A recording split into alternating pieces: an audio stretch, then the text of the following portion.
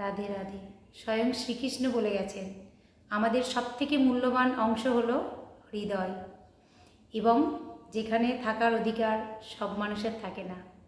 আর যে সকল মানুষের আমাদের হৃদয়ে থাকার অধিকার থাকে তাদের প্রতি আমাদের শ্রদ্ধা, সম্মান, ভালোবাসা, বিশ্বাস চিরকাল সমানভাবে থাকে।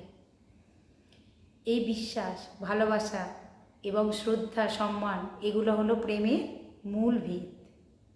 যেই মানুষকে আপনি প্রেম করবেন তার প্রতি আপনার শ্রদ্ধা, সম্মান, বিশ্বাস অটুট থাকবে, বা যেই মানুষ আপনাকে প্রেম করবে তারও দেখবেন আপনার প্রতি শ্রদ্ধা, সম্মান, বিশ্বাস একই থাকবে, কেউ টলাতে পারবে না তাদেরকে।